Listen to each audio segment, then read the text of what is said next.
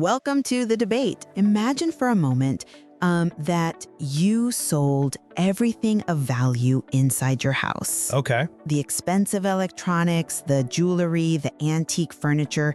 The house is, well, essentially empty of anything worth stealing. Right, just bare walls. Exactly. Yet every single month, you continue paying a locksmith thousands of dollars to meticulously oil and maintain like 5 heavy, rusty locks on the front door. I mean, yeah, that sounds absolutely insane. It does, right? Yet today, we are going to explore why major organizations do exactly this with their IT governance every single day. We are bringing you this critical discussion under the banner of Governance Root. This program is dedicated to presenting perspectives that prompt organizations to realize a profound truth. I mean, many of their most stubborn operational problems, the root causes of their massive delays and their staggering cost overruns, they actually lie deep at the governance level. I am Mr. Foote, representing the primary viewpoint today. And I am Ms. Supa, representing the opposing viewpoint. It is a vital topic, and I am really looking forward to unpacking this with you today. Same here. So, the topic we are tackling today is retire controls that cost more than they protect. Specifically, we'll be examining case RG-103. And the central question we really have to answer is this. Is authorizing the removal of outdated risk controls a dangerous lapse in caution, or is it, an essential high-level governance necessity required to reduce true risk? Right. It's a tricky balance. It really is. Before we jump in, just a brief disclaimer for our listeners. Our presentation today focuses strictly on governance efficiency. So regarding any references to or discussions about costs that we bring up, please note that these are not actual industry figures. Yeah, they're just illustrative examples. Exactly. Cited purely to prompt your organization to re-examine these hidden cost elements within your own walls. So my core position is that retiring outdated controls is a vital governance mechanism to eliminate what we call control debt. It's a massive, invisible financial and operational burden that is silently draining the enterprise. Well, and my position is that driving control retirement purely for cost efficiency creates, frankly, an illusion of progress. It strips away vital institutional safety nets and introduces profound hidden risks to the organization that honestly far outweigh the savings. Let's start with that empty house metaphor because I think it perfectly captures the governance failure of control debt. Organizations add IT and security controls for a specific point-in-time reason. A new regulation drops, a new software tool is deployed. Or a temporary vulnerability in the market, right? Right, exactly. But management defaults to accumulating these controls over the years because adding them is the path of least resistance. It makes everyone feel safe. Sure. Removing them, however, requires someone to stick their neck out. Because there is rarely a formal retirement process, we see a structural governance failure. We just keep piling on locks. Look, it is a clever metaphor. But if you're an IT director listening to this, you know that enterprise networks are absolutely nothing like houses. Well, structurally, no, they are incredibly complex, interconnected webs of legacy systems, cloud environments, and hybrid data flows. Those old controls, even if they seem obsolete on paper, they function as an institutional safety net. A safety net against what, though? Well, you might think the valuables are gone from the living room, but what if those rusty locks on the front door are inadvertently keeping a hacker from accessing the basement where the foundation is crumbling? But at what cost do we keep those locks? I mean, let's look at the actual financial and operational weight of this issue using the illustrative $2.6 million annual cost of control debt provided in our material. Okay, let's look at it. Let's break that down. Starting with the $1.1 million spent purely on the maintenance of obsolete controls. This is effort spent keeping infrastructure alive for risks that have entirely faded. Wait, let's pause on that 1.1 million. Maintenance of what, exactly? I mean, it is not just paying a guy to watch a screen. What does that number actually represent in a real enterprise? It represents the sprawling, hidden machinery required to keep a control alive. It means your engineering team is actively patching servers that host a legacy security tool. Right. It means they are upgrading databases and managing integration points for a control that is supposed to protect an application you decommissioned 3 years ago. You are basically paying highly skilled engineers to act as curators for a digital museum. A digital museum? That's a bit harsh. It's true, though, and that's just the maintenance. Then there is $680,000 in licensing for unused control tooling. We are writing checks to vendors for enterprise licenses where the threat vectors no longer apply to our architecture. Okay, I get that, but I don't frame that $680,000 or the $1.1 million as a waste. In the context of enterprise risk, I reframe it as an insurance premium for institutional peace of mind. An insurance premium for an empty room? Let's play out a scenario that keeps Chief Information Security Officers awake at night. Suppose the board mandates cost-cutting. Management looks at a legacy firewall rule or a seemingly obsolete identity verification check, and they hastily retire it to save some of that licensing cost. Okay. In doing so, they unknowingly open a compliance gap. 6 months later, a threat actor exploits that forgotten, unmonitored pathway. But if it's unmonitored? Let me finish. The resulting business disruption, the regulatory fines from a massive data breach, the catastrophic loss of customer trust, those costs won't be measured in millions, they will be measured in hundreds of millions of dollars. Suddenly, that $2.6 million waste looks incredibly trivial. It was the cheapest insurance policy the company ever had. Well, but that assumes the insurance policy actually pays out. I argue you are describing a false sense of security. Paying an insurance premium for a physical server farm that has already been destroyed while all your workloads have been migrated to the cloud, that's not security. It's defense in depth. No, it is organizational delusion. And retaining tools for threats that no longer exist actively damages the business. Let's look at the third bucket of our illustrative costs. $520,000 in process friction. What does process friction actually mean on the ground? I imagine it means developers complaining that they have to wait for firewall rule approvals or fill out risk assessment forms. It is much worse than just complaining. It is a developer waiting 3 weeks for a legacy security sign-off on an internal product launch that has absolutely zero exposure to the internet. Well, And it happens because a stale governance rule from 2014 dictates that all new applications must pass through a specific legacy gateway check. Adding controls without ever pruning them means the estate becomes so dense and unmanageable that work grinds to a halt. I think you're exaggerating the friction a bit. Not at all. And worse, when a real modern threat like AI-driven ransomware does emerge, your security team can't even see it.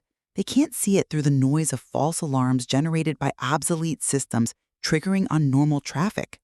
Look, the noise of false alarms is a tuning issue, not a justification for ripping out the underlying infrastructure. You are operating under the assumption that we always know exactly what a control is doing at all times. We should know. But institutional memory fades fast. The network engineer who set up that legacy routing rule 5 years ago has almost certainly left the company. Ripping it out simply because the current, newly hired team doesn't understand its original purpose is incredibly reckless. So we just leave it forever? If you pull a thread in a complex network, you have no idea what system on the other side of the globe might unravel. The true governance failure would be allowing a culture where controls are turned off simply to hit a budget target. But that is exactly the problem with how we view this. We are divorcing the control from actual risk exposure. If we look at global governance standards, they aren't asking us to cut budgets blindly. They demand a very specific mechanism called control to exposure mapping. Okay, let's talk about the mechanics of that, because it sounds great in a boardroom, but how does it actually work in practice? It works by demanding proof of relevance. For example, look at ISO IEC 3850-2024. Principle 4 on performance explicitly states that IT, including all its controls, must remain fit for current and evolving purpose. It cannot just be retained indefinitely for risks that no longer apply.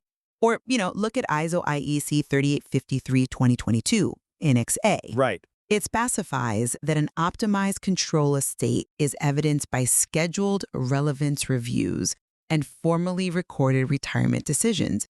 Even NIST CSF 2.0 expects active oversight to constantly review whether the risk strategy and the controls still fit together.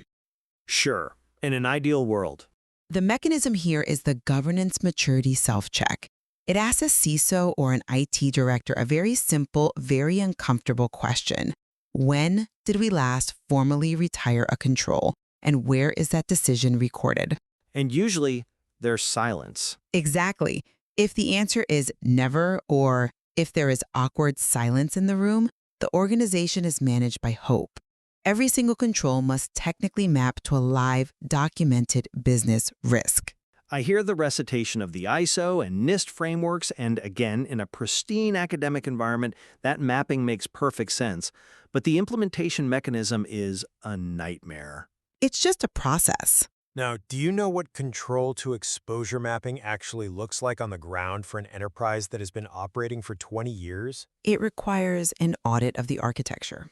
It requires an archaeological dig. It means IT and security teams manually tracing thousands of server paths, application dependencies, and firewall rules line by line just to satisfy a governance checklist. You are asking overworked engineers to prove a negative. I wouldn't say a negative. You are asking them to definitively prove that a specific risk no longer exists anywhere in a massive, globally distributed, hybrid cloud architecture. That is an impossible standard, and here is the darker side of this governance push: optimization theater.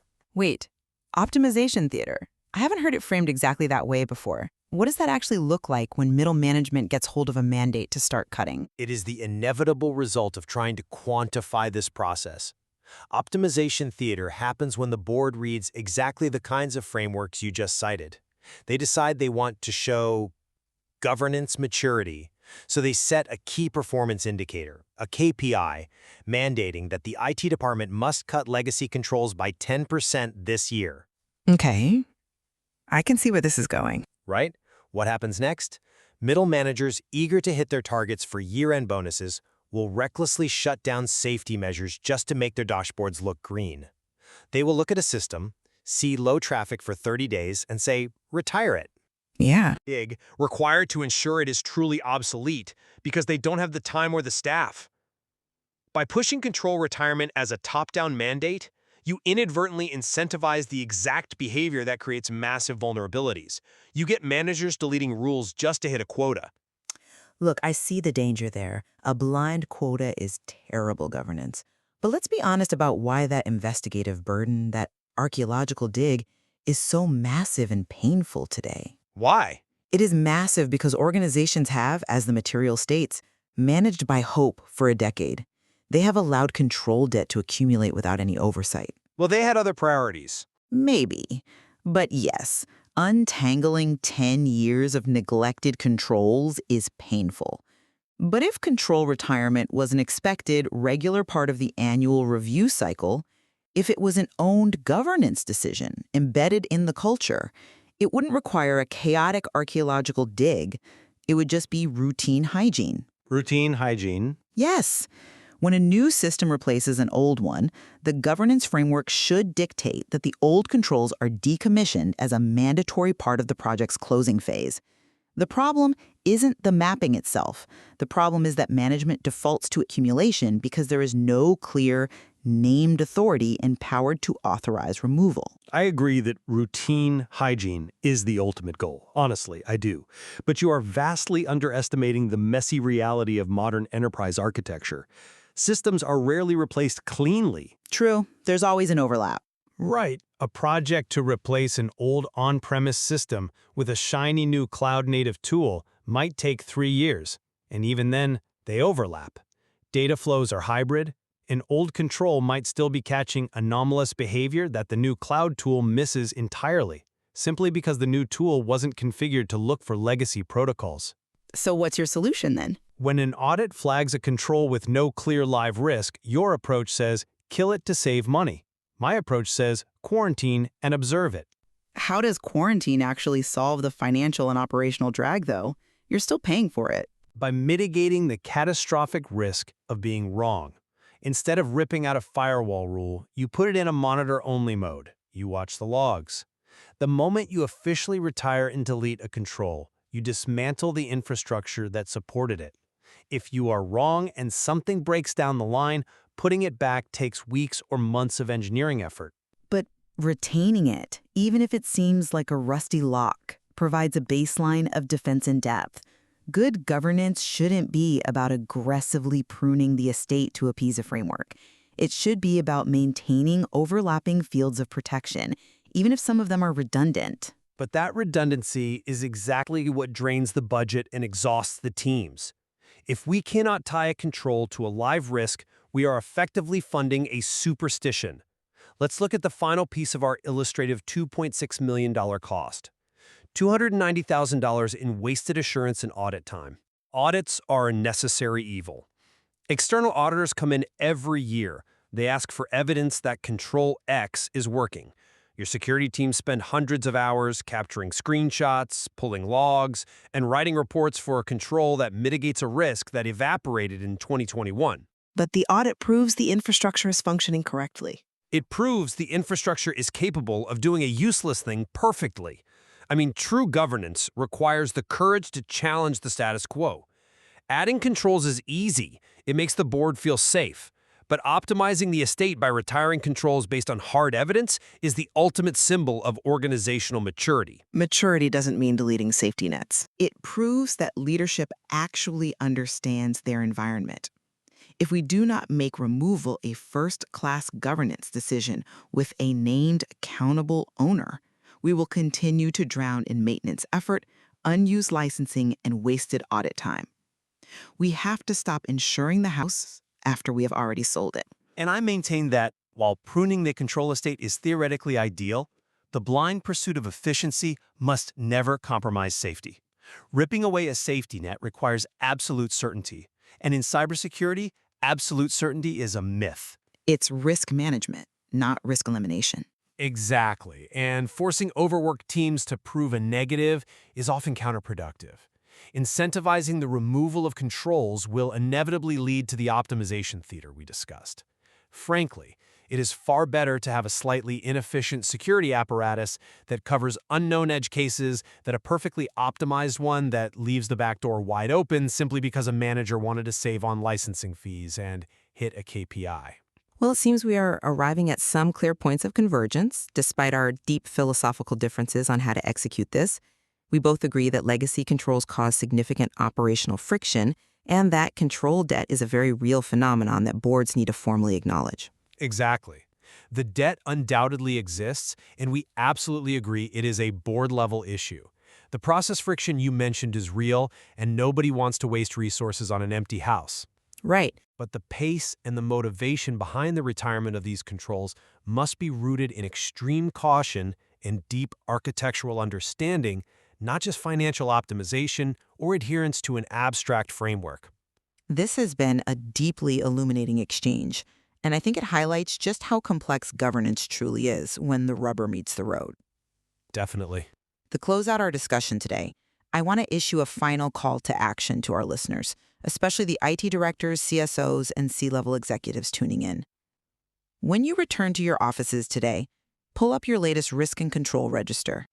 Look closely at the thousands of lines in that document and ask yourself a critical question. Are these controls acting as active, necessary shields against today's modern threats, or are they just rusty locks guarding empty rooms? Perfectly said, it is a question every organization must grapple with, and there is undoubtedly much more to explore within your own enterprise's unique governance frameworks. Thank you for joining us. We leave you to draw your own conclusions on where the right balance lies for your organization.